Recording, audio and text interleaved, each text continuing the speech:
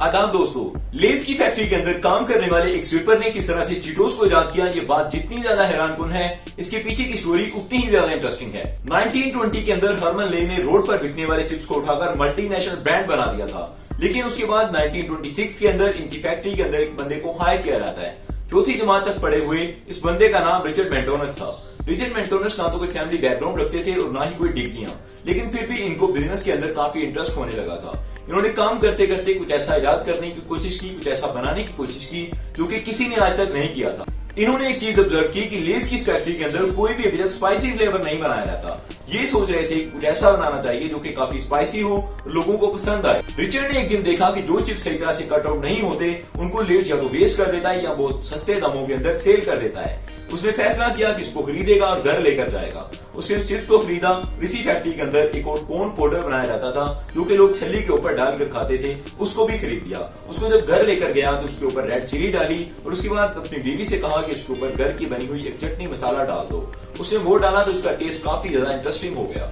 उसने अपनी बीवी को टेस्ट करने को कहा तो उसको काफी पसंद आया। इसके बाद उसने बाकी फैमिली मेंबर्स, अपने दोस्तों को टेस्ट करवाया और तमाम लोग इसको भरपूर पसंद कर रहे थे। रिचर्ड ने अब यह फैसला किया कि इसको मैन्युफैक्चर करेगा और इसको लॉन्च करेगा, लेकिन रिचर्ड के पास ना तो इतना ज्यादा पैसा था और ना ही इतना वक्त कि इसको लॉन्च करे। अगर वो उस पर पैसा किससे पकड़कर लगाता भी तो बहुत कम चांसेस थे कि वो कामयाब हो पाता। रिचर्ड मेंटोनस के पास सिर्फ एक ही बात बची थी कि लेस के सीईओ के साथ राब्ता करे और उससे कहे कि इसके ब्रांड को मैन्युफैक्चर करें, लेकिन इसके लिए उसको इनके साथ राब्ता करना बहुत जरूरी था।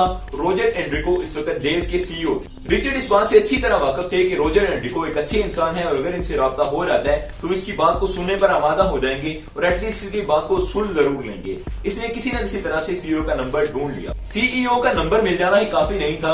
जब रिचर्ड ने इनको कॉल की तो उनका एक असिस्टेंट कॉल उठाता है और वो बात करवाने से मना कर देता है। दूसरी दफा जब कॉल करते हैं तो रिचर्ड कहते हैं कि मैं लेस की फैक्ट्री के अंदर काम करने वाला एक पर्सन हूं और मुझे लाजमी बात करनी है सीईओ के साथ, मेरी बात करवाई जाए। वो ये समझता है कोई आला ओहदेदार इंसान है जो कि बात करना चाहता है तो वो बात करवा देता है। रोजर एंड्रिको को रिचर्ड साफ साफ बताते हैं कि मैं आपकी फैक्ट्री के अंदर काम करने वाला एक स्वीपर हूं, लेकिन मेरे पास एक ऐसी स्पाइसी चीज है जिसको आप मैन्युफैक्चर कर दें तो बहुत जबरदस्त हो सकता है, आप इसको लॉन्च कर दें।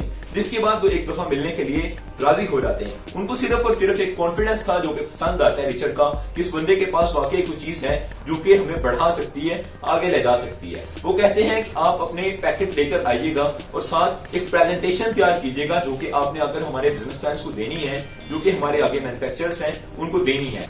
एक दिन फिक्स किया जाता है जिस दिन तमाम लोग मौजूद होते हैं और प्रेजेंटेशन देने के लिए वहां पर रिचर्ड पहुंच जाते हैं। रिचर्ड क्योंकि चौथी क्लास तक पढ़े हुए इंसान थे इसलिए उन्हें कुछ भी पता ही नहीं था प्रेजेंटेशन के बारे में, बिजनेस के बारे में। उन्होंने जब लोगों को टेस्ट करवाया तो उनका प्रोडक्ट काफी ज्यादा पसंद आया तमाम लोगों को, लेकिन उस हॉल के अंदर बैठे हुए जब एक इंसान ने सवाल किया कि मार्केट के अंदर ये प्रोडक्ट कितना शेयर लेगा तो रिचर्ड बिल्कुल खामोश हुए और उसके बाद अचानक से बोले कि इतना ज्यादा। उन्हें इस चीज का पता ही नहीं था कि शेयर्स क्या है मार्केट के अंदर और इनकी क्या वैल्यूज होती हैं। तमाम लोग उठकर चले गए और कोई भी बात करने पर राजी नहीं हुआ, लेकिन उस वक्त वहां पर रोजर एंड्रिको बैठे रहे। उन्होंने ये सोचा कि इसको लॉन्च करना चाहिए और ये एक अच्छा प्रोडक्ट है।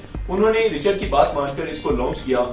आज के दौर के अंदर चीटोस की मांग है वो आप अंदाजा कर सकते हैं कि किस हद तक बढ़ चुकी है और किस तरह लोग इनको पसंद करते हैं। लेकिन एक स्वीपर का इस चीज को इराद करना इस बात को साबित करता है कि आप जब भी चाहें जो करना चाहें आप कर सकते हैं। आपके अंदर टू डू एबिलिटी है अगर तो आपको करना चाहिए। वही रिचर्ड मेंटोनस जो एक हाल के अंदर कभी अपनी बात को बयान नहीं कर पाए थे, आज लेज और पेप्सी के मल्टी कल्चरल बैंड के वाइस प्रेसिडेंट हैं और बड़ी बड़ी यूनिवर्सिटीज के अंदर जाकर लेक्चर देते हैं। Subscribe the channel for more videos. Thank you, I love you to be with us.